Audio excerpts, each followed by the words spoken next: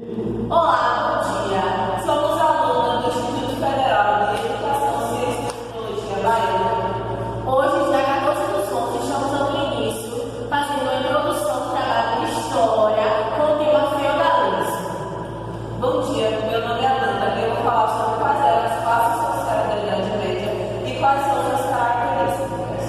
Meu nome é Agatha e eu vou estar falando o que vem a ser o feudo, quais são as suas partes e como são utilizadas. Meu nome é Yara e eu vou falar como se realiza o processo de servidão dentro dos feudos medievais. Meu nome é Raia, bom dia. Eu vou estar falando como se dão as relações de serania e de vassalagem na Idade Média. Olá, bom dia. Eu vou falar um pouco quais eram as classes sociais da Idade Média e suas características. Bem, na Idade Média tinha 4 classes sociais, que eram o rei, o clero, a nobreza e os servos. Os reis eles eram os mais privilegiados e eles detinham a concentração de grandes terras, ou seja, eles tinham inúmeras terras e inúmeros privilégios.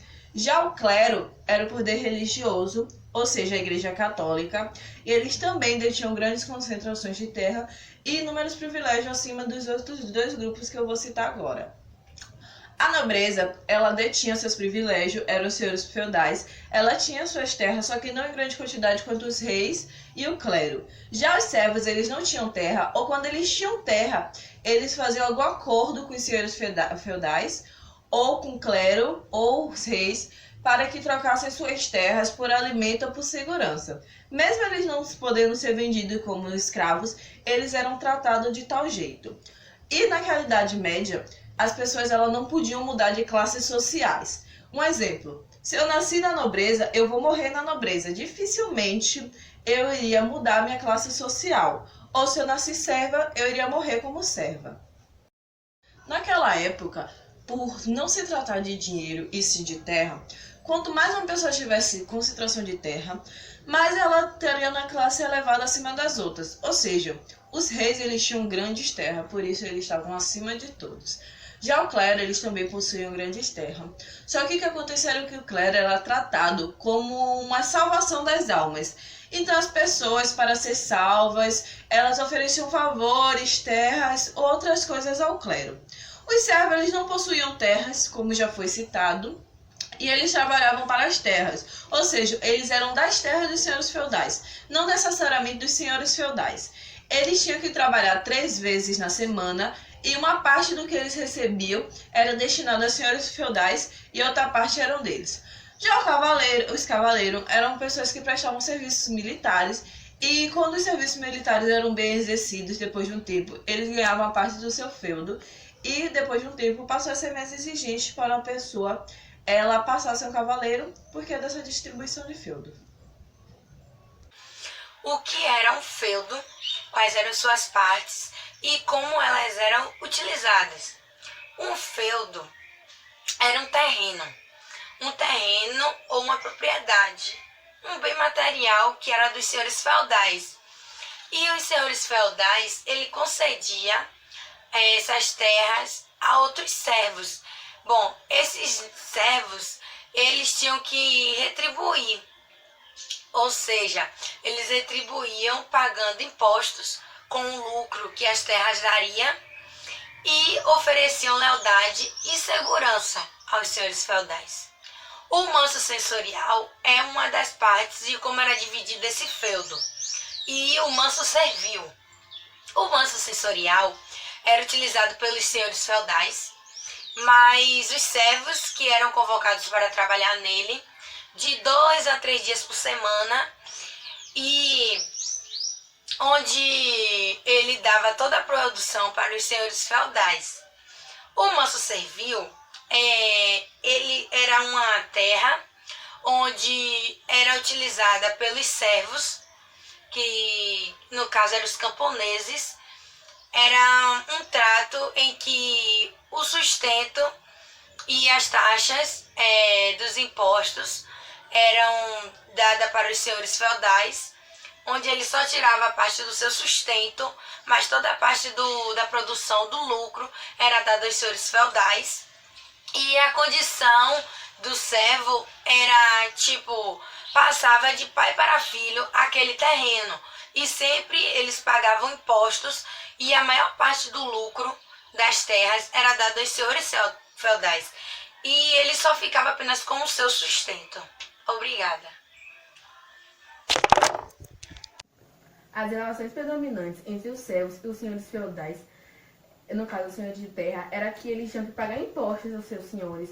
Eles não podiam sair do manso servil sem autorização dos seus senhores. Eles trabalhavam na terra das pessoas, mas eles não recebiam nada. Eles cultivavam e não recebiam. A visão predominante da sociedade medieval era baseada nas relações entre os camponeses e os senhores de terra, no caso os senhores feudais. As principais características daquela época era que os servos eles não podiam sair do manso servil sem autorização dos seus senhores e que eles tinham que pagar impostos aos seus senhores. As condições de vida dos servos na época do feudalismo era muito precária. Eles viviam em casas humildes e viviam sob ameaça de fome, porque a agricultura ela depende dos fatores climáticos. E só uma parcela da produção do manso servil era destinada aos servos, e porque a maioria ia para os seus senhores. Olá, bom dia.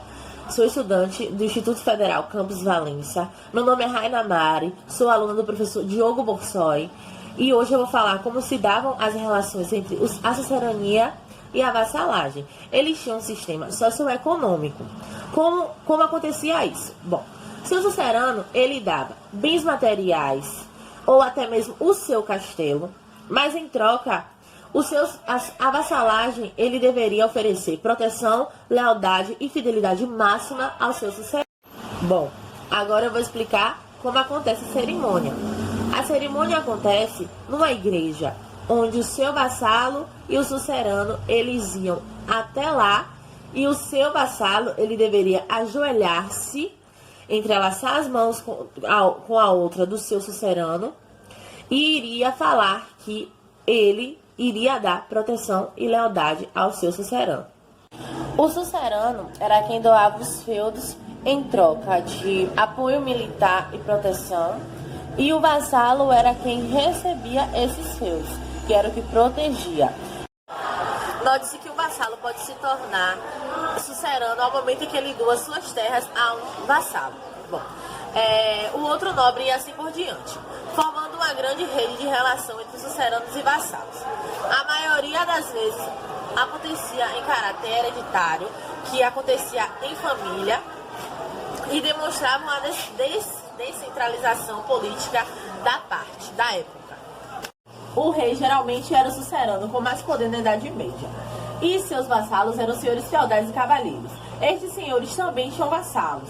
Também possuíam vassalos e, formando na Idade Média, extensos laços de vassalagem. No momento de guerra, milhares de guerreiros eram mobilizados. O rei e seu escravo, mas a diferença é que o seu vassalo também poderia ter um vassalo. Olá, a gente vai falar sobre a nossa conclusão. Bem, baseado no que eu estudei, eu pude concluir que a terra era a principal forma de as pessoas terem poder ou não. E quanto maior terra você tivesse, maior dinheiro você tinha. Porque o dinheiro não era tão valorizado naquela época e as classes sociais eram baseadas na produção de terras. Bom, eu pude entender que o feudo, ele era, como ela falou, visavam muito a terra. Contanto que os camponeses, eles passavam as terras para os seus filhos e assim eles podiam ficar amparados. E os senhores feudais, eles ficavam com a maior parte do lucro e os camponeses só ficavam com o sustento. Os servos naquela época serviam para os senhores feudais como escravos, porque mesmo eles ganhando comida, eles só ganhavam comida e nada além disso, porque eles trabalhavam na terra deles só para ganhar comida, o necessário para eles viverem. Eu entendi que na Idade Média cada um poderia ter seu vassalo, mas para ter um vassalo ele teria que doar suas terras, ou como se fosse um rei teria que doar até o seu castelo.